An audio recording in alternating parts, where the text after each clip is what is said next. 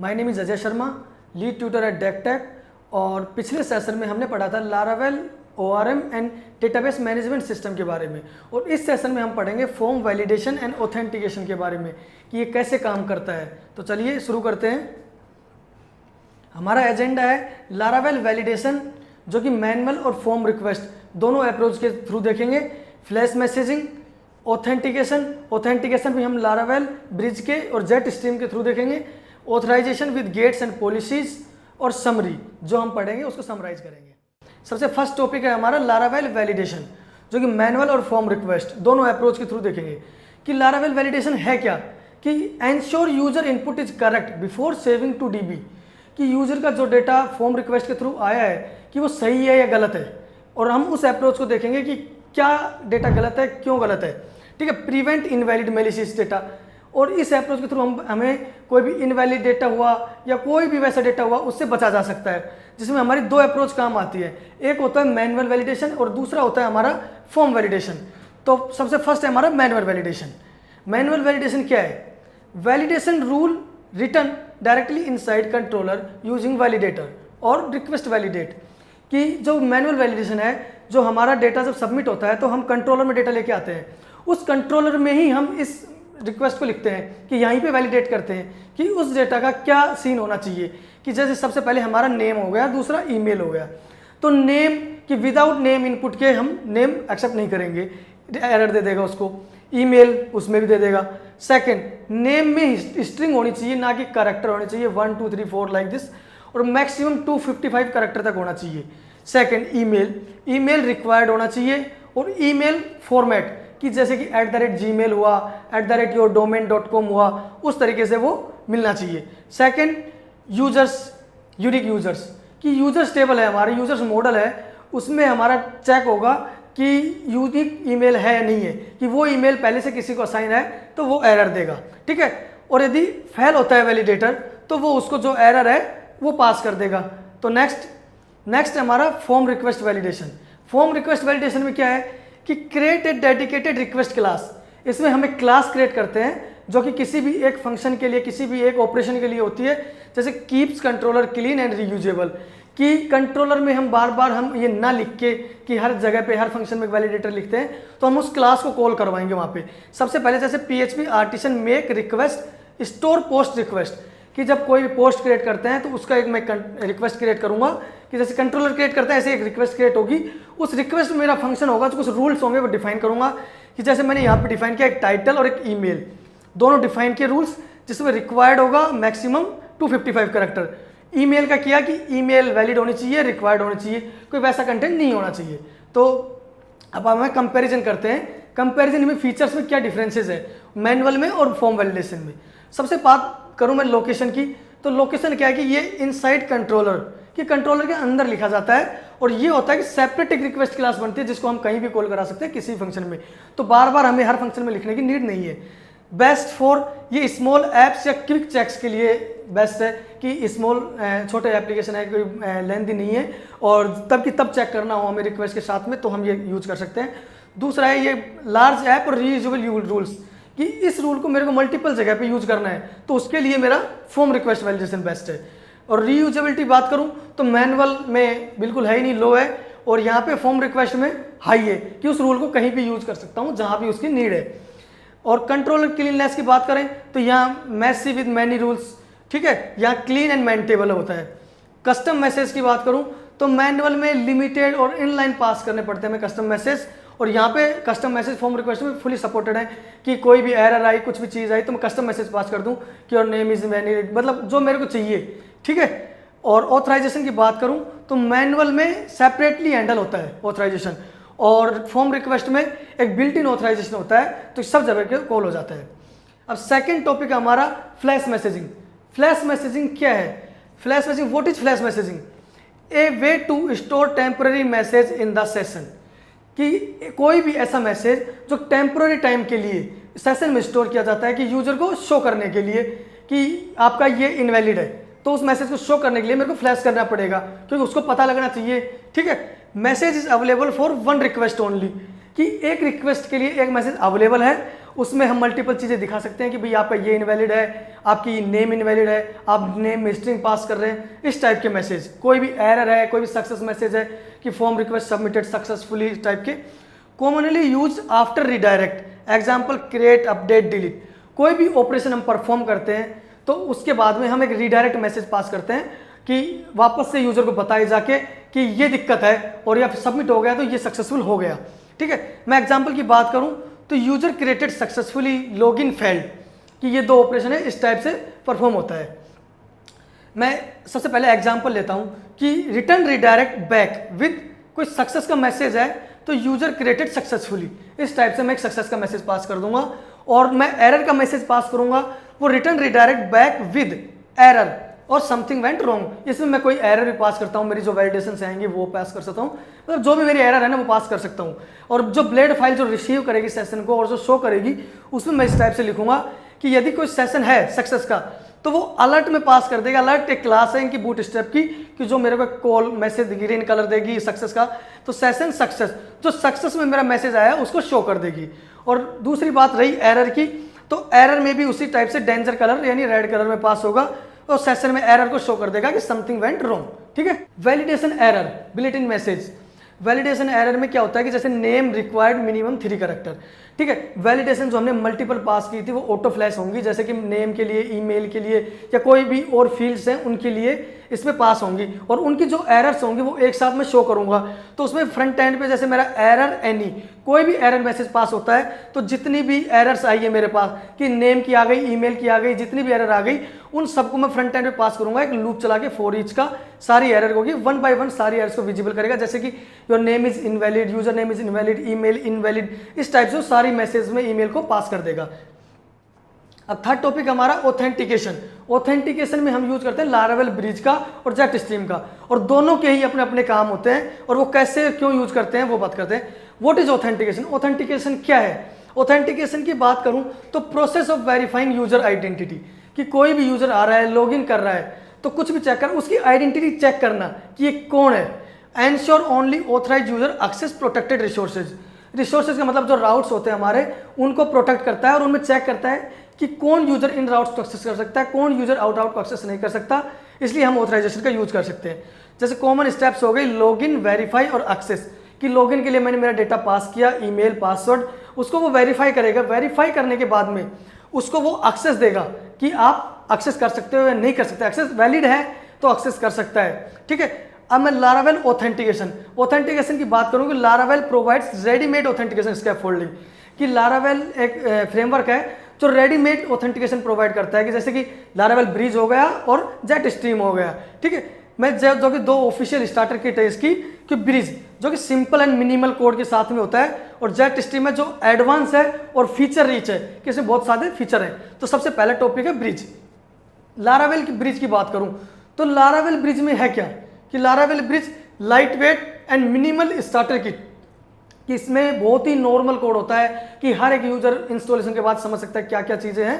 और फीचर, ये जो फीचर्स प्रोवाइड करता है, लॉगिन का, रजिस्टर का, फॉरगॉट पासवर्ड और ईमेल वेरिफिकेशन, ये 4 फीचर्स ये प्रोवाइड करता है। और बेस्ट फॉर स्मॉल और मीडियम ऐप्स के लिए अच्छा होता है। और इसकी इंस्टॉलेशन प्रोसेस की बात करूं मैं तो कंपोजर रिक्वायर्ड लारावेल ब्रिज, ये इसकी जो कंपोजर डिपेंडेंसी है उससे इंस्टॉल हो जाएगा। PHP आर्टिसन ब्रिज इंस्टॉल, इसके लिए हमें npm की नीड होती है, npm इंस्टॉल और npm रन dev। ठीक है, और PHP आर्टिसन माइग्रेट करने के बाद में हमें क्या होता है कि वो चलाता है कि जितनी भी उसकी रिक्वायर्ड टेबल्स हैं उनको वो इंस्टॉल कर देता है। और सेकंड बात करूं मैं लारावेल जेट स्ट्रीम की, कि लारावेल जेट स्ट्रीम क्या है। लारावेल जेट स्ट्रीम क्या है, फीचर रिच स्टार्टर किट है, कि इसमें बहुत एडवांस फीचर्स है ब्रिज के ज़्यादा। जैसे कि इसमें एडवांस फीचर की बात करूं तो 2 फैक्टर ऑथेंटिकेशन है, कि भी कोई लॉगिन कर रहा है तो उस टाइम 2 फैक्टर ऑथेंटिकेशन हो गया कि गूगल से लॉगिन कर लो या फिर कोई भी उस चीज़ से। टीम मैनेजमेंट के लिए बेस्ट है, सेशन मैनेजमेंट के लिए है, और दूसरा हो गया API टोकन्स के साथ में। ठीक है, और बेस्ट फॉर लार्ज ऐप और SaaS सॉफ्टवेयर, मतलब सॉफ्टवेयर एज ए सर्विस, कि बड़े एप्लीकेशन होते हैं उनके लिए बेस्ट होता है, कि वहाँ पे टीम को मैनेज करना होता है, कि मैं अकेला एडमिन तो नहीं संभाल सकता, इसलिए मेरे पास मल्टीपल सब एडमिन्स होंगे, तो उनको अलग अलग रोल असाइन करके, कोई अकाउंटेंट्स है, कोई डेटा रीड करता है, कोई ब्लॉग्स डालता है, तो सबको अकाउंट अलग अलग रोल देके अलग अलग सेशंस दे देंगे, तो सब जेट स्ट्रीम के थ्रू पॉसिबल है। ठीक है, इंस्टॉलेशन की बात करूँ तो इसमें सबसे पहले composer require Laravel jet stream, कि जेट स्ट्रीम कंपोजर से इंस्टॉल करते हैं। PHP artisan jet stream install live wire, कि लाइव वायर के थ्रू भी इंस्टॉल होता है, और जेट स्ट्रीम इंस्टॉल इनर्सिया, कि जो कि फ्रंट एंड फ्रेमवर्क्स हैं, तो इनके थ्रू ही इनका कोड आता है, जैसे इनर्सिया में लिखा हुआ होता है, लाइव वायर में लिखा होता है। ठीक है, PHP आर्टिसन माइग्रेट तो हमें फिर भी चलानी पड़ेगी लास्ट में। ठीक है, नेक्स्ट कंपैरिजन। मैं कंपैरिजन की इनकी बात करूं तो सबसे पहले फीचर सिंप्लिसिटी ब्रिज की बात करूं तो मिनिमल है, कि इसमें कोई ज़्यादा फीचर्स है नहीं, तो ज़्यादा समझने की चीज़ें है नहीं। और जेट स्ट्रीम की सिंप्लिसिटी नहीं है, वो कॉम्प्लेक्स है थोड़ा सा, कि उसमें बहुत सारे फीचर्स हैं, तो उनको समझना, कैसे यूज करना, तो वो चीज़ें थोड़ा सा कॉम्प्लेक्स है। ठीक है, UI की बात करूं तो ब्लेड, इनर्शिया, व्यू और रिएक्ट, जो ब्लेड फाइल्स होती हैं इसकी, लॉगिन की ब्लेड फाइल हो गई, रजिस्टर की हो गई, फॉरगॉट पासवर्ड की हो गई, वेरिफिकेशन ईमेल की हो गई, वो व्यू या रिएक्ट JS में होती है इसकी। और इसकी जेट स्ट्रीम की बात करूं तो वो टेलविन में होगी, या लाइव वायर और इनर्शिया के थ्रू होती है। फीचर्स इसमें बेसिक ऑथेंटिकेशन सिस्टम देता है, और ये एडवांस ऑथेंटिकेशन प्लस टीम्स के साथ में काम करने का। कस्टमाइजेशन की बात करूँ, ब्रिज में ईजी है कस्टमाइजेशन करना, कुछ चेंज करना हो, कोई फील्ड एक्स्ट्रा जोड़ना हो, कोई फील्ड कम करना हो, और इसमें मोर ओपनेटेड है, कि भी आप थोड़ा सा डिस्कस करके चीज़ें चेंज करनी हो, कहाँ कहाँ नीड है, तो वो चीज़ें चेक करनी पड़ेंगी, बहुत सारा कॉम्प्लेक्सिटी आ जाती है। और बेस्ट फॉर स्मॉल और मीडियम ऐप्स के लिए ब्रिज बेस्ट है, और जेट स्ट्रीम लार्ज ऐप्स या software as a services product बनाने हो उसके लिए वो बेस्ट है। अब मैं बात करूं authorisation with gates and policies, कि गेट्स एंड पॉलिसीज हैं क्या। ठीक है, और ऑथराइजेशन के लिए मैं देखूं इसकी। ठीक है, सबसे पहले व्हाट इज ऑथराइजेशन। ऑथराइजेशन क्या है? Authorisation controlling who can do what in your app, कि कौन क्या कर सकता है, ये आपका ऑथराइजेशन है, कि किसको किस चीज़ की परमिशन है, कि ये चीज़ वो कर सकता है, ये नहीं कर सकता, ये वो देख सकता है, ये वो नहीं देख सकता। तो सिंपल ऑथराइजेशन ये है। और जो कि जिसमें दो मेन अप्रोच काम में आती है, एक गेट्स, एक पॉलिसीज। गेट्स में क्या होता है कि वो एक सिंपल क्लोजर बेस्ड चेक है, कि उसमें कुछ भी चीज़ चेक करनी है, सिर्फ सिंपल है कि ये काम ये कर सकता है, हाँ या ना, कर सकता है, ठीक है, वो गेट्स के काम है कि गेट के थ्रू जाए या ना जाए। पॉलिसीज क्या होता है कि ऑर्गेनाइज मॉडल बेस्ड चेक्स है, कि ये काम वो कर सकता है और कर देगा उस काम को। जैसे कोई फॉर्म सबमिट हो गया कि ये कर सकता है, हाँ, अपडेट कर सकता है, हाँ, तो वो चीज़ पॉलिसीज के अंडर आती है। ठीक है, सबसे पहला अपना है गेट्स की मैं क्विक चेक्स की बात करूं तो क्लोजर बेस्ड रूल है। ठीक है, best for simple single action, कोई भी सिंगल एक्शन परफॉर्म करना हो, जैसे कि मेरे को किसी को सिर्फ व्यू करने की परमिशन देनी है, तो मैं गेट्स के थ्रू काम करूंगा। जैसे कि is this user an admin, मैं कोई चेक करूँ, कोई आया कि गेट्स के थ्रू कि ये एडमिन है तो मैं इस चीज़ की परमिशन दूंगा, otherwise no. Define inside auth service provider, जो इसको ऑथेंटिकेशन सर्विस प्रोवाइडर के अंदर डिफाइन करते हैं। जैसे गेट का एग्जांपल लूँ मैं HMS सिस्टम का, कि हेल्थ मैनेजमेंट सिस्टम में, तो सबसे पहले जैसे गेट डिफाइन एक्सेस करता है एडमिन पैनल फंक्शन $यूजर, जो यूजर का पास हुआ है कि उसका रोल एडमिन है या नहीं है, वो चेक करेगा सिर्फ उसका काम। दूसरा कि एक्सपोर्ट रिपोर्ट्स, मेरा एक राउट है तो उसको चेक करेगा यूजर कि रिटर्न इन एरे, यूजर का रोल एडमिन हो और अकाउंटेंट हो तो ही वो रिपोर्ट को एक्सपोर्ट कर पाए, अदरवाइज वो नहीं कर पाए। ये काम होगा इसका गेट्स का। और अभी मैं चलता हूँ यूज इन कंट्रोलर। ठीक है, यूज इन कंट्रोलर में क्या होगा, कंट्रोलर में कैसे यूज करेंगे, gate denies access admin panel, कि जब कोई भी इस राउट को एक्सेस करेगा कि एडमिन पैनल को, तो वो उसको डिनाई कर देगा कि एरर दे देगा 403। ठीक है, उसके बाद जैसे ब्लेड में, तो ब्लेड में @can एक जैसे कि अपने ब्लेड फाइल का एक राउट है, तो एक्सपोर्ट्स रिपोर्ट्स कि इसको एक्सेस कर सकता है, तो जिसके पास इसकी परमिशन है, जो कर सकता है, उसको वो शो करेगा इसको कि एक्सपोर्ट कर सकते हो आप, अदरवाइज उसको शो नहीं करेगा। पॉलिसीज, मैं पॉलिसीज की बात करूं तो पॉलिसीज मॉडल स्पेसिफिक रूल है, जैसे कि group authorisation logic around a model, best for CRUD operations. ठीक है, क्रेड ऑपरेशन में जैसे क्रिएट, अपडेट, डिलीट मैंने बताया था अभी, तो उसके चीजें के लिए है वो। जैसे कि example, can this doctor update this patient record, कि कोई ऐसा डॉक्टर है कि वो उसकी पेशेंट की रिकॉर्ड अपडेट कर सकता है, यदि हाँ उसको परमिशन है तो वो कर सकता है, और वो चेक करूँगा पॉलिसीज के through. Auto generate with artisan command, artisan command के थ्रू हम इसको जनरेट करते हैं, एक पॉलिसी क्रिएट करते हैं। जैसे कि मैं अभी बताऊँ, PHP artisan make policy, patient record policy, एक पेशेंट रिकॉर्ड पॉलिसी के नाम से पॉलिसी बनाई है, जिसको मॉडल बनाया मैंने पेशेंट रिकॉर्ड कि उस मॉडल मतलब साथ में ही मैंने मॉडल को अटैच किया है। ठीक है, तो चलिए नेक्स्ट पॉलिसी का मैं एग्जांपल है ये कि जैसे क्लास बनाई पेशेंट रिकॉर्ड पॉलिसी।